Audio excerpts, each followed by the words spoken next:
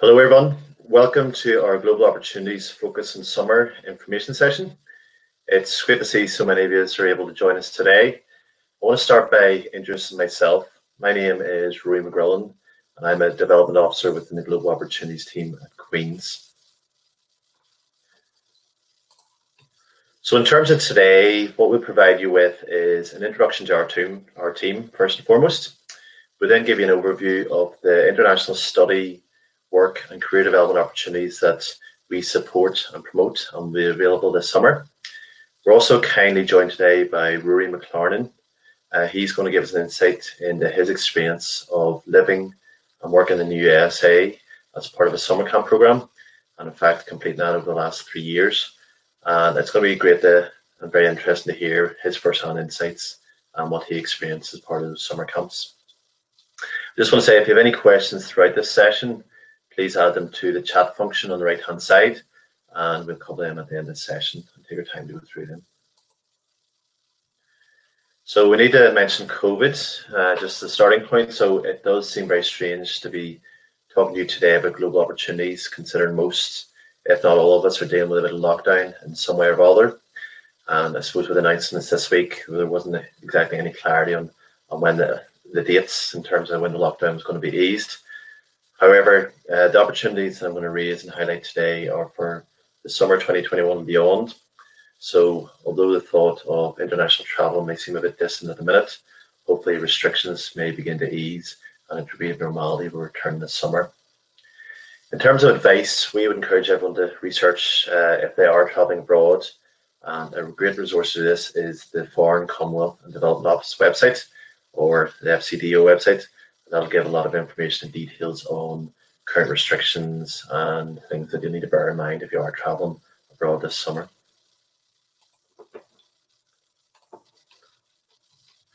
So let me now begin by introducing you to our team. I'll start with our aim. So the aim of the Global Opportunities team is to support students in gaining international study, work, or volunteering related experience during their time at Queen's University. I think the best way to introduce our team is to actually show you a short video and give you insight into some of the programs and students that we support.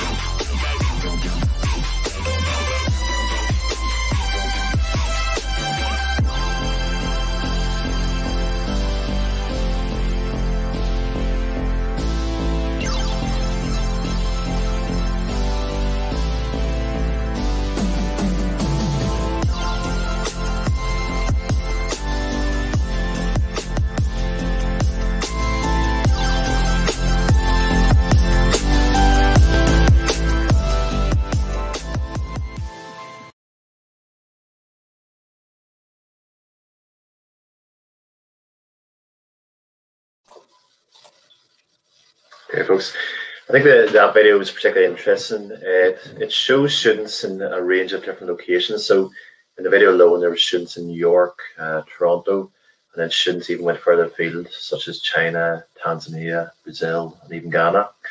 I think also from the video, you were able to see some of the students were very formally dressed in their business suits, and others were in their medical scrubs. But mostly, I think the video gave a good insight of people having a very fun time in their casual sort of wear. So it's just a great overview of some of the experiences the students have taken part in recent years. In terms of our team, we're a team of 6 and we're usually based in Student Guidance Centre, but as you can see, I'm currently working from home. However, this doesn't really stop us from engaging with students on a daily basis.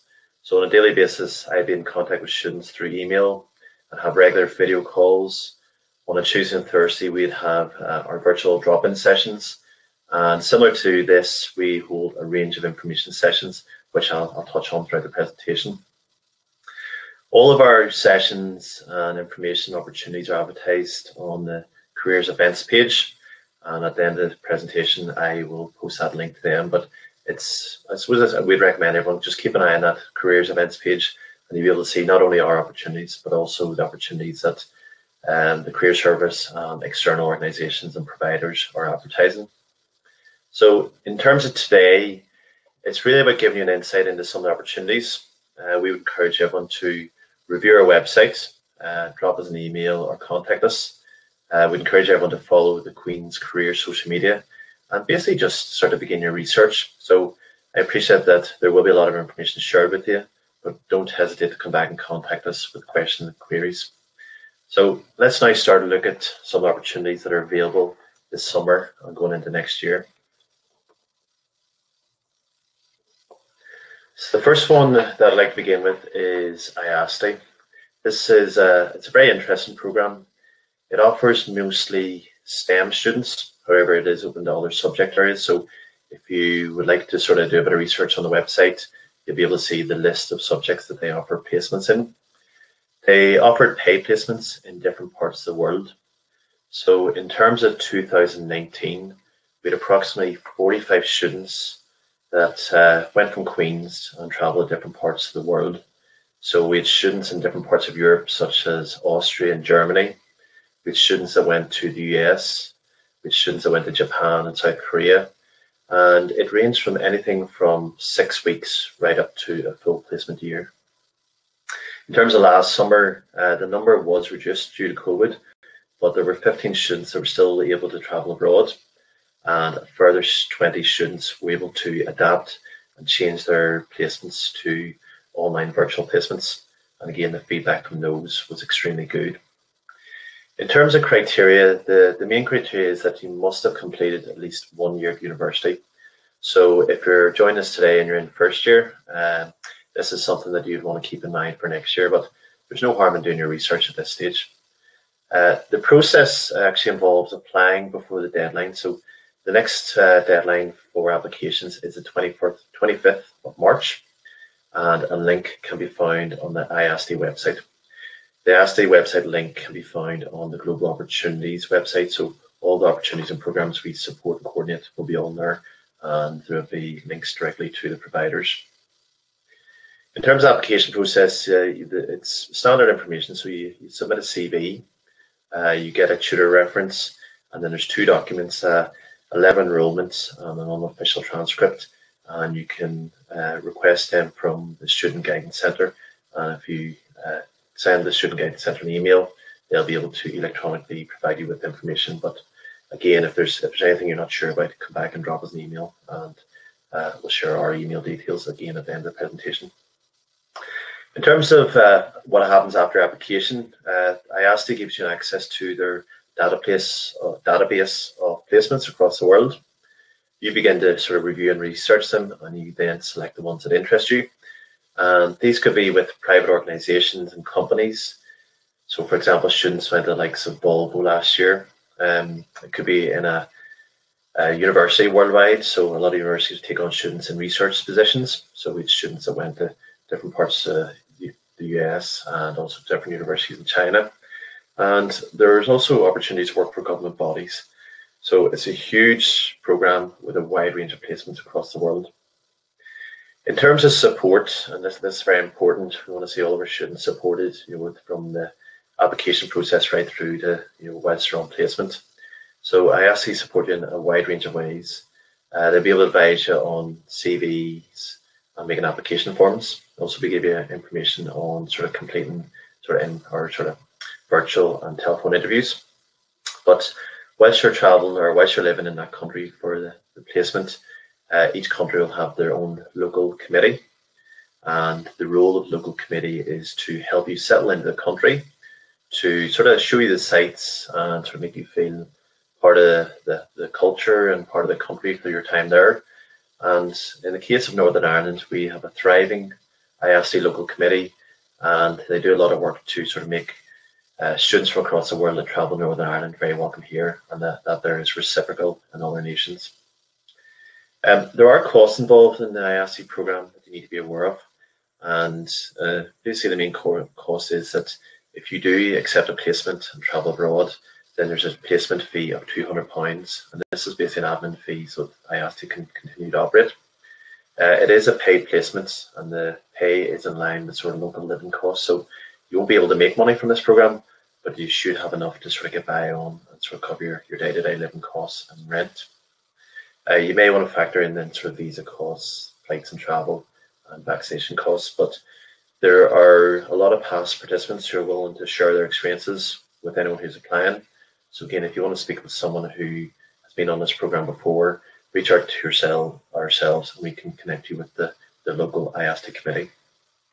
Okay, so you can see in the slide I've actually got the incorrect date. I said apply by 25th of February. That was the most recent cutoff date, but it has been extended to the 25th of March.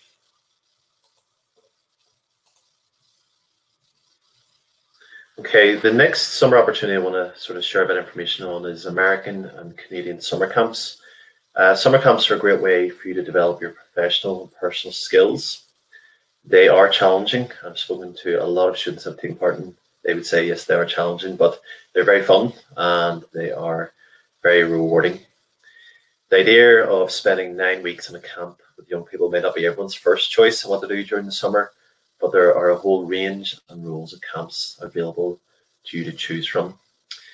I suppose then it's up to you. You can shape the experience to suit your interests, your skills, and also what you want to gain from the summer experience. So, for example, there are different roles available. So you could be a camp counsellor, you can specialise in one area, or you can be a support staff in the background if you don't want to be sort of working with the kids and activities day to day. There are also a whole range of different camps to choose from. So if you have strong interest or you are skilled in a specific sport, if you are interested in helping young children with special needs, whether that is physical and mental disabilities, there are camps there. If you want to work within a specific camp that focuses on a sort of religious background or a specific church, then there are sort of camps that you can participate in. And then other camps just as sort of Girl Guides and Scouts. And there's a whole range that you can sort of choose from. There are costs that apply. So there's generally two different costs. So you can have a lower cost where you fund your own flight to travel out to America, or else you can pay a slightly higher one, which involves the camp fee, but also includes your sort of return flight. There are salaries, and these depend on sort of the experience that you have, the role that you take. And I suppose it's not just a matter of choosing the highest salary. You have to consider what you want to do, what camp you want to be involved in, and sort of what sort of appeals to sort of your choice of camp. In terms of, I suppose, one of the big attractions for this opportunity is to be able to spend 30 days after the program basically sightseeing across America. So from speaking to students who participate in this program, they've done an extensive range of traveling after the camp, just to sort of decompress, but also just take as an opportunity to see a lot of different cities, a lot of different sort of attractions whilst they're in the US. I think it's worth at this stage just to say that it is worth noting that you should check with the summer camp provider that you're going to travel or potentially use, and just sort of follow their approach in terms of COVID, and also to seek their advice in terms of how their camps are going to sort of take place this summer, but also check with them what is their refund policy in the case where the camp cannot go ahead. I think at this stage I want to invite Rory to turn on his camera and his microphone, and he's going to give you a better insight into what a camp would look like and what you could potentially gain from it. Rory, thanks very much for joining us today. We really appreciate it. How are you? No, can you everyone hear me okay? Yeah, am I heard? Yeah, you can see and hear you very clearly. Rory, can I get you just to introduce yourself, first of all? Yeah, so my name is Rory McLarnon, and I graduated last year from drama. And I went to I worked in a summer camp in New Hampshire in 2019. So I was going to do it again last year, but obviously because of COVID, I didn't. But yeah, so. Very good, thank you very much. Are you glad to be graduated, or how was your university experience? I miss the university, I have to say, like completely. It's strange graduating in the middle of a pandemic, but it's more. I think I'd be proud of what I achieved more because I came through it. But no, things are looking up now. So very good. And you were just saying before we came on air that sort of exciting news and developments just in terms of career. Yeah, so I just got. It's been difficult looking for jobs at the minute because everyone's going for the same sort of jobs. But I've just got an internship in Titanic Studios on a new film, so I'm very excited for that. Very good, congratulations. Rory, tell us a wee bit more about your sort of choice, your reason for choosing the summer camp and what you did as part of it. So, like I said, I worked as a camp counsellor. So there's different roles that you can go for. There's usually like a general counsellor, and they will look after the kids throughout the day, or there's an activity counsellor, and that's teaching kids throughout the day. At my camp, it was kind of both. So I was both activity counsellor and general counsellor. A lot of camps will that way because it's kind of easier. The kids get to know you a bit better. But the reasons I wanted to like apply were like I'd always seen Camp America as being an option for the future. I feel like doing it in your university summers is a really good time because your summers are long. You've got more time. It's great to come back to another year of university having done what you just done over the summer. I mainly did it just because I wanted like travel experience, and I'd never been to America before. I felt like going to a camp was a great basis. Like you went there, you weren't just going and arriving and traveling immediately. You were arriving, you were going and living in a state for a period of 2 or 3 months, and actually getting used to the country and kind of living like a local. That's how I always felt it being. You were going and you were earning a wage and you were making friends and you were actually becoming like it was your country. And then you were able to, once that was all done, you were able to go and travel for a month or for 30 days or whatever after that. And you felt like you knew the country more, you knew their customs, you got used to things like tipping in restaurants and things, which kind of you weren't used to before, but like it gave you a good basis and a good home while you were there. Another reason was that it would really benefit my degree and my career. So I can see myself working with it in the future, and it gave me a lot of skills. Obviously, if you're looking to go into teaching or things like that, it's obviously going to be really good in the future. So, yeah. Very good. I'd mentioned just in the introduction, the previous slide, that it is challenging. So the thought of 9 weeks working with kids in a hot summer in the US, was it challenging? I would say it was challenging, but it was a good challenge. Like you get to the end of the day and you've been up from about 8 o'clock or 7:30 to 8, and then you're finishing at about 9:30. But it's not like you're miserable. You're having good fun. You're with your friends all day. You're with the kids all day. You're in an amazing place, and the sun's shining. It is really, really good. And you do get nights off and days off in a week. So we would have done 6 days working, and then you got 1 night off and 1 day off, and that could be from Monday to Sunday. And you would usually take those days to go and go to a water park or go to the beach or something like that. So you always had rest time, and you had an hour off a day as well. So it was you really used that time to recuperate. Very good. And in terms of, so there's a question just from Lucas, I can see there. When would you have travelled out to the summer camps? So I left on the 14th of June, and then my camp finished on the 17th of August, and then I came back here on the 7th of September. Okay, so there's a bit of time either side of Yeah. sort of before you travel out, before you come home. Before camps can be, from about May time usually.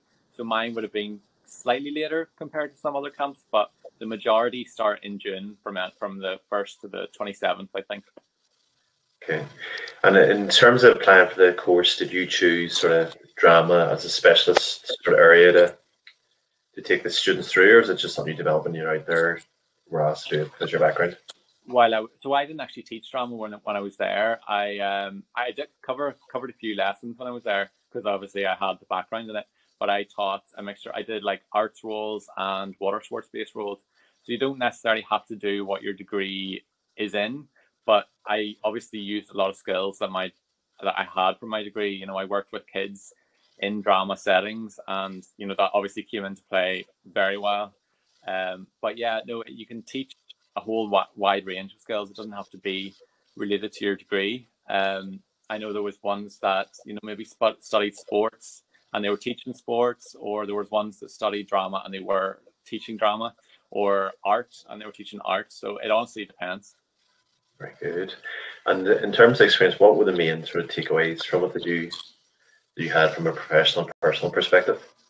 So it was honestly coming back. You came back with a lot more self-confidence in yourself, a lot more self-belief in yourself, because it's an experience that you kind of you don't really know how you will cope in it, but you surprise yourself a lot. Like, moving from your family and your friends and all to the middle of a forest in another country is kind of weird. But you do surprise yourself. You kind of think you'll be having little moments of getting really scared, but you really proved yourself that you can do it. So you do develop a lot of self-belief. I think, I've taken the memories. I have great memories with great friends and friends from all over the world as well, which I love having, because I've friends from England, Denmark, America, Canada, Mexico, Spain, the whole world. And we have seen each other since. There's been a pandemic. Before all that, we have seen each other about 3 or 4 times. So you do come away with the best friends. I'm trying to think what else. Obviously, the skills, that you pick up there working with kids and dealing, like problem solving, things like that. Obviously, come into, you start to develop them very well. Very good. Just a few wee questions coming there. How did you find, Jack had asked, how did you find the application process? So the application process, it's simple. It's quite long. I will say that, but they make it long because they need to know as much about you as possible. But there is guidance the whole way. So whenever you're going through the questions, they're like, talk about your experience, your experience working with kids, what your skills are, and your experience in those skills, like how many years you've been doing them. But there is guidance the whole way. So you just go, oh, how will I, you might ring them up and say, how will I expand on this? And they'll give you guidance. So I would recommend applying early. I applied this time in 2019.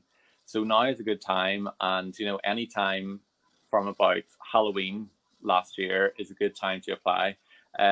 Applying early allows you to go to camp fairs. So I didn't go to a camp fair, but a lot of camp fairs would be run in Dublin. And that's where a lot of camps would come, and you can research the camp and you can find out a bit more about them before you apply to them directly. And then they will interview there at the actual camp fair. I didn't do it that way, and a lot of people didn't do it that way. I just applied online and they contact you instead rather than you contacting them. Trying to think. Yeah, so just any tips. Chip away, like take a few evenings in a week and just chip away at it each day.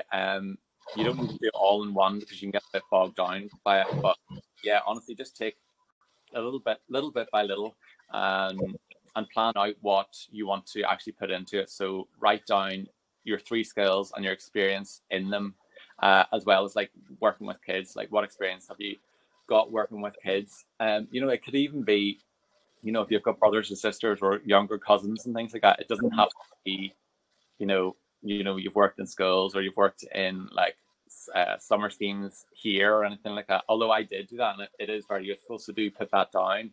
But can be, you know, a whole range of things. They'll probably, especially this year, because there haven't been camp fairs, they'll ask you to do a video. That really terrified me whenever I had to do a video, but it was actually grand. It was fine. I kind of, you know, made it sound worse in my head, but if you just have an introduction that you're talking to the camera, and then loads of pictures or videos of you demonstrating a skill that you want to be able to teach, and like put it to music, or you know, have like nice fonts and things like that, it's honestly fine. I just did it with an app on my phone, so it's nothing to worry about. And yeah, so camps will contact you once your application is out. So yeah, once you get contacted by a camp, you know, if you look them up, if you look up the state that they're in, or the town or anything like that, see that it's a place that you would like to go to. Luckily enough, I went to New Hampshire, and New England was a region that I really wanted to see, so it was perfect for me. But yeah, make sure that it's an activity that you are going to be able to teach and enjoy, and in a state and a camp that you feel comfortable in. So do your research, yeah. Yeah, do your research. And just on that point, there will be people listening that maybe don't want to apply for a summer camp, but will be applying for other opportunities, whether it's internationally or local nationally.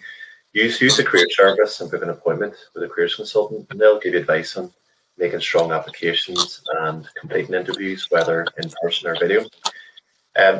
Chloe has asked, how did you find travel? Did you travel alone after camp, or did you travel with people from your camp? So you'll find whenever you're at the camp, you do make a lot of friends, and like you start to, like, it's actually quite, you don't think you would pick up friends that quickly, but you find, you know, within the first 2 days you've got a good group that just keeps getting bigger and bigger and bigger, and then you'll find by about midway through the camp you start making plans for after camp travel. So we went to Boston the first day after camp, and then flew down to Miami as a group of 7. And while we were in Florida, we met up with another group of about 7 or 8, about 15 of us. And then over the course of the time, like, different groups kind of fed in and out of each other. So we flew to Miami, and then up to Orlando, and then a few left in Orlando, and then we went up to New York, and a few left in New York. So it was great to have a nice group, and it meant that the costs of like hostels and hotels and things like that was kept down because it was a good group of us. But you probably will reach a stage where you are on your own. Like, I was in Boston for about a week on my own, and it is kind of weird because you're surrounded by people for the whole time. But you know, to suddenly be on your own, it is strange. But as long as you keep doing things, and you've got more time to kind of do things that you just want to do. So I was able to go to Harvard. I was able to take the train out to Salem. I was able to do all these things while in Boston on my own. So you know, it can be scary, but it's quite fun. You feel more accomplished in a way. Yeah, it's your sort of putting yourself out of your comfort zone, and exactly. I suppose the only person you can annoy is yourself as well. Yeah, exactly. Kira has asked, did you go, which provider did you use? Was it Camp America, USA summer camps, or was it a mixture? So I actually did AmeriCamp, and the reason I was because I'd seen a lot of them, a lot of their advertising. I'd seen them in the Freshers Fair whenever I was in first year and second year, I think. And they seemed like they had a really good team behind them, and they were always very helpful.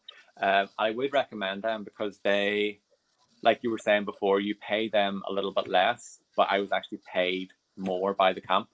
So because I paid for my own flights and things, I was paid a lot more than other people that hadn't paid for their own flights, which was actually quite good while you were there. So it was nice to have them come for after camp, especially. But yeah, so I went through AmeriCamp. I'd recommend them, but I have heard really good things about Camp America or USIT or USA summer camps. There's a whole range, and I've heard good things about them all. I'd say they're all pretty similar and you know, equally as helpful. Yeah, I suppose as it goes down to, you do ultimately need to do your research on the provider, and that applies to any international programs. So it's just to wrap up this part of the session, Rory. Is there any final advice that you would give the students if they're considering this or any international opportunity? I'd say definitely, if you're thinking about it, and you are, you know, if you've got that kind of voice in your head, you're like, oh, I don't know if I could do that, just ignore it and just go ahead with it anyway. there were certainly a few moments where I was like, you know, in the month before, I was like, oh gosh, can I even do this? Just ignore it, because it is the most life-changing thing. It might sound like cheesy or whatever, but it is the most life-changing thing. You come back, you know, with a different view on the world, and you almost look at yourself before it and be like, gosh, that person seems so different to the person now. So honestly, like, if you've got any doubts, just go for it anyway.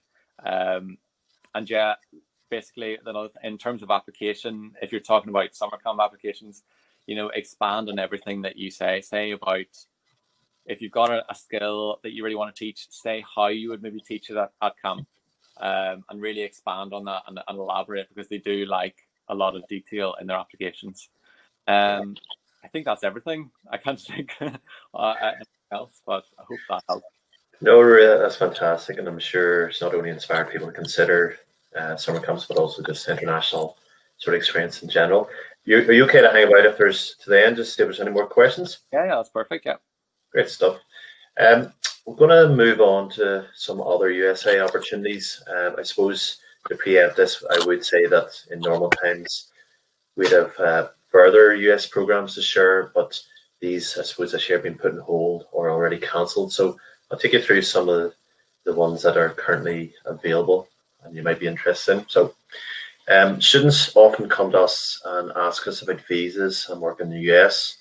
In terms of a visa sponsor, this is something you can't avoid. So if you want to work in the US, you know, for like a placement year, you have to go through an official visa sponsor. The one that we would recommend and direct students to is the Rian Immigrant Center, and it's based in Boston. They have a staff member who's based in Northern Ireland. And the reason that we would recommend them is that they have an excellent relationship with Queen's. They have a strong track record of supporting Queen's students before, during, and after their time in the US. And they're also very cost effective. So the organization is a non-for-profit organization, and it's, I suppose, the cheapest visa sponsor that we've come across. There are two, I suppose, different types of visa programs that they sponsor. So the first one is their one-year J1 one-year intern visa, and this is open to all passports. The reason that's open to all passports is that you have to already have a placement lined up prior to your travel. So if a family friend or a contact or an organization has offered you a placement and is going to go through the sort of contract and agreement process with you, then I would recommend you reach out to the Rian Immigrant Center and just explain the situation, and they'll be able to walk you through the visa sponsorship process. The second one is the J1 Irish Work and Travel Visa, or it's commonly called the Graduate Visa Program. And this is open to students who have an Irish passport only, and it allows students to travel out to the US without work lined up. The reason I suppose this is a bit more open is the fact that you can then go for interviews and apply for jobs in person whilst you're in the country. You're allowed up to 120 days to secure the job. So you can travel out, and then you've, let's say, up to 4 months to secure the job. And then after the 12-month placement, you have 30 days grace period to sort of do a bit of traveling, similar to what Rory was talking about. The second option is open to final year students and recent graduates. And it's important that you, I suppose, reach out to the centre for advice and information. In fact, the Rian Immigrant Centre are going to have an information session this Friday at 12 noon. And similar to this, you just register through Webinar Jam. So on our careers events page, which I will post that link at the end, you'll be able to see the information on the session, as well as the link to register for it if you are interested in it. Okay, so another program that I'd recommend final years and graduates consider if they'd like to go to the US is the Mountbatten New York program. And this is a year-long placement program for students, as I say, in their final years, graduating from university or even a recent graduate. It includes a 12-month work placement with very reputable companies, and it could be anything from a multinational company such as British Airways or HSBC, right down to a new startup company. So depending on what sort of industry and type of company you want to work for, there are options available. There are eligibility criteria that can be found on the Mountbatten program website. And similar to what Rory said, there's an application process that you need to fill in detail and take your time to go through. And then they would have their own internal selection process before then introducing you to host companies or placement providers, which you would have your interview with them. The cost is quite high, so this needs to be highlighted. However, what you get for the $6,000 program cost is important and you should be aware of. So there are shared accommodation.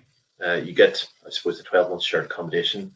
So you'd be typically in an apartment with 4 other Mountbatten program participants, and you could either have a bedroom on your own, or else you could be sharing a bedroom with another participant. So it's very much like sort of US college, university accommodation, where you'd be in a dorm with sharing a room with someone, but it is in a sort of professional apartment. The cost also includes your visa coordination, as well as a living allowance of just under $1,300, and very importantly, it covers your health insurance as well.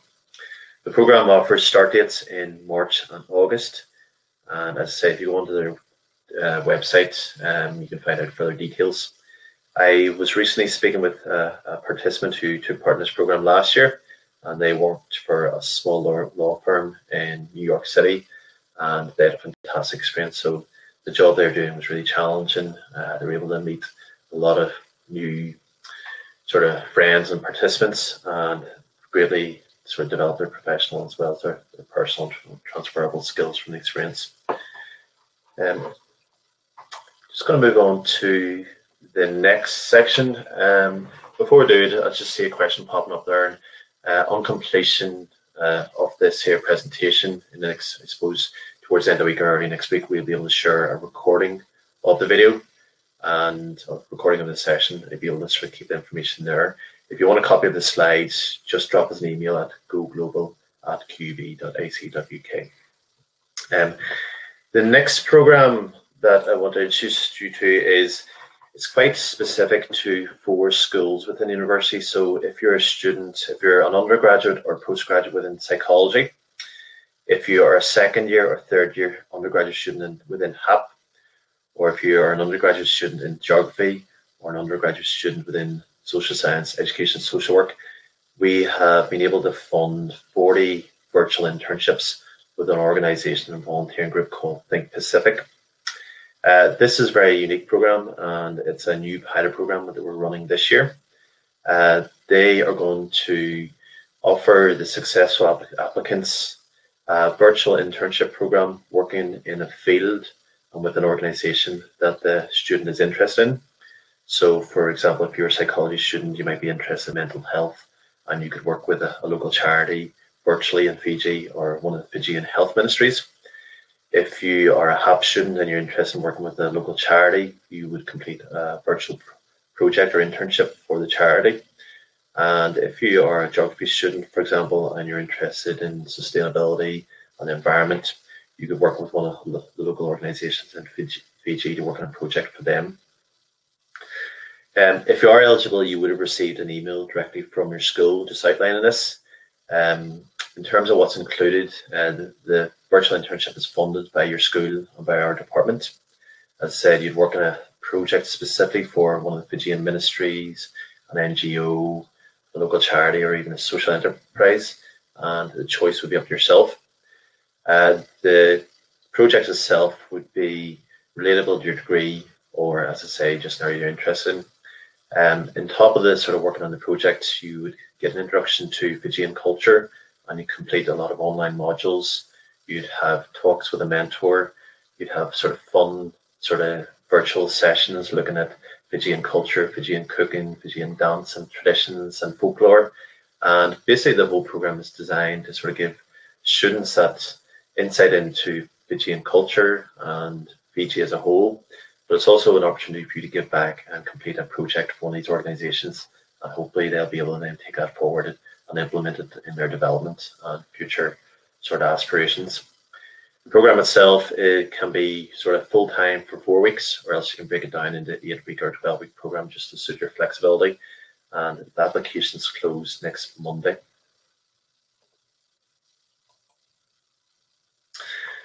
Okay, so I suppose I made reference to some of the programs this year have been cancelled or postponed. And in January, the Career Service and our team made the decision that we would develop a lot of programs that would not only develop your professional but also your personal skills. And I'm just going to go through, there's been 6 or 7 that have been specifically designed this year, and a lot of them do have an international theme. So over the last number of years, we have been working with an organisation called Common Purpose, and they deliver a range of global leadership forums.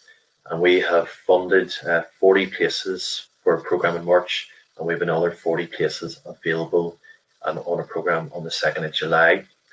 The details are on my future, but what this basically includes is a 3-hour forum. There will be a keynote introductory speech. The students will then be able to choose from a range of different master classes which they can go and attend. So it could be, looking at international careers. It could be looking at areas such as Black Lives Matters, women in business. It could be looking at basically a whole range of areas that students would be interested in, and areas that would obviously lead towards your professional development. You'll attend a couple of different leadership forums and hear from experts from industry. And on top of that, there I would finish up with a final sort of keynote speaker, and then an opportunity to network with other students from across the world. So Common Purpose tried to recruit about 10 different universities to take part, and each university would send up between 40 and 100 students. And in last year's program, we had students from different US universities, South African universities, University of China, and then 3 or 4 from the UK. So it's a very, very interesting forum. It just gives you an excellent insight into leadership and a range of different professional workshops. In terms of this year, the keynote speakers will be an Olympic rower as well as an Olympic sailor. So they'll be able to talk about leadership and I suppose the challenge they face as a professional athlete. So it'll be an interesting event. If you're interested in developing your intercultural fluency, we have been given free access to the Pagoda's project skill courses, and simply go into my future and you'll be able to get further details on this and how to gain access through registering with the organisation. Pagoda provide an in-person programme for our students each year called Generation UK, but I suppose with travel being limited and that programme being cancelled, they've adapted to developing these other sort of virtual programs. Again, this one is open to postgraduate and undergraduates and it's completely free. A third program that we have developed this year is our Queen's Student Consultant Internship. And this is open to undergraduate students from any degree and any year. What we're asking is that students complete an application form to say why they're interested in taking part, what they can bring to it, and also why the actual theme of the consultant project is interesting to them. And the theme for this program or this internship will be, what will the future of higher education look like in 2040? So the 20 students will be interested to the theme. They will be interested to a panel of experts who will give them background information. We have provided students with a whole range of resources to sort of digest and consider. And then we'll take the students through a design thinking course, a pitching workshop, and then in their groups of 5, the 4 groups will go away and consider what ideas and proposals they can come up with. And then they'll pitch them back to a panel of experts in the university. We are going to launch another internship program for the summer called Working Globally from Northern Ireland. And the idea is that local companies or organisations that are involved in the international sphere will be able to provide paid summer internships virtually, and you'll be able to complete this over 4 weeks during the summer. So organisations like the British Council, the Washington Island Programme, a local brewery, our own departments, and another few organisations will provide these 4-week summer internships, and there will be a £1,000 bursary paid from our department to each of the students that is successful and completes the internship. We're hoping that we'll be able to advertise 10 going into next week, and you'll be able to find the details on my future. Going forward in a few weeks, we'll be able to offer undergraduates, postgraduates the opportunity to apply for summer schools in Utrecht. And Utrecht are a university that has a very strong reputation in providing online and in-person summer schools. And again, we'll be able to advertise the details of my future in a few weeks' time, and then students will be able to review what virtual programs and summer schools are on offer, and then make their application through my future. So Could be subjects that you're currently studying that may be of interest, but there will also be opportunities to complete sort of summer schools in other subjects that you may have an interest in. The Washington Ireland Programme is an organisation that usually provides in-person summer internships in the US. This year they have offered a hybrid model, but the applications closed early in February, but they are running a series of forums throughout the coming months, and this will be looking at sort of, I suppose, current issues and current affairs. So they'll be looking at sort of, again, issues like Black Lives Matter, employment and education in sort of the island of Ireland as a whole, sort of the UK leaving the European Union, implications for Northern Ireland and the Republic of Ireland, and basically getting students to work together on sort of coming up with ideas and proposals and solutions. So again, check out My Future and you'll be able to see information on that. If you haven't already received information or details, I would encourage everyone to go along to the Work Experience Fair today. There will be a lot of sort of local and national opportunities being advertised from employers and organisations, but there will also be international opportunities available for you to get more details on. I would encourage everyone to consider signing up for and sort of following the Queen's Careers social media. It could be through Twitter, Instagram, or Facebook. What we tend to do is we would promote stuff through My Future and put it on our careers events page, and then the details of those programs and opportunities would filter through to the different social media platforms that we engage with and promote stuff on. Okay, so I do appreciate there are going to be a lot of sort of postgraduate students that are graduating sort of this year. There'll be a lot of fine years on this session, but for anyone who will be sort of in the university next year, there will be opportunities that have been postponed, which we hope will be running next year. So we always send a lot of students on the Study China program, and it's a 3-week language and cultural program. Even if you are graduating this summer, it's one to sort of bear in mind for next year, and just reaching out to the provider and they'll be able to sort of say yes or no whether you could take part in this even after graduation. The Generation UK program I mentioned, so Pagoda is one of the providers in this program, and they source summer internships in China for 2 months, and it's for students who are in receipt of a maintenance grant, and I suppose it's an opportunity just to gain 2-month summer internship in China in an international environment in an industry or an area that you are interested in. Project Children or Washington Ireland program, I'm going to group them sort of together because they both offer similar programs. The Washington Ireland program are doing a hybrid model this year, as I mentioned, but in previous years and hopefully next year, both will be able to offer their US summer internships for 2 months. Both offer the opportunity to live with a host family. You'll gain that sort of cultural immersion as well as that professional experience. There are slight differences. So within Project Children, you complete a week-long volunteering program in Alabama with Habitat for Humanity, and then you go off and do your internship. Whereas Washington Ireland program, you set off to the US and you complete your internship, but along the way you have a lot of sort of policy papers that you work on as a group, and you attend lots of evening events with sort of industry experts and sort of high-profile individuals in the US. And before you go into that program, you do a lot of sort of team building as well as sort of voluntary work when you come back. The final 2 programs were put on hold for this year, but we hope to advertise the leadership program as well as the New York Career Development Program. They have different criteria, and just keep an eye on October and November when we'll be advertising this. But both of them are opportunity just to gain international experience in an international location and work with other students just to, I suppose, network and meet Queen's alumni in different parts of the world. I suppose we have a few questions sitting there, but before I finish up, we'd welcome any questions on the chat. If you want to reach out, or if there's any programs you go away and do a bit of research and you want further information, drop us an email at goglobal and at qb.ac.uk. I suppose in normal times when we're in office, you can't call us, but I suppose drop us an email or book in for a virtual drop-in session, which we hold every Tuesday and Thursday from 12 to 1. And you just book in through My Future, through the appointments part of it. And it's just a 15-minute chat about specific programs, or just to get an overview of what opportunities we offer as a whole. Okay, so I'm just touching on before I finish up, I'm just going to go through the questions that have been submitted. So will the slides be available? So as I say, do drop us an email if you want a copy of the slides, and just send us an email at goglobal@qb.ac.uk. But we will be sending a recording of this session through to everyone that is registered today. For the Mountbatten program, can you apply a year after graduating? Can I ask you, Megan, just to have a look at their website just for the specific details? I'm pretty sure you can, but I don't want to sort of send you. I think the best thing to do is to send you specifically to their website where you can get the most up-to-date and accurate information.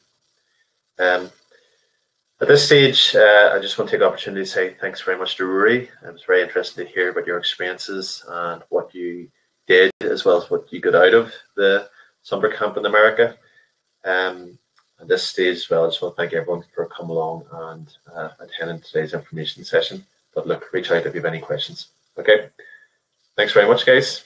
Appreciate it.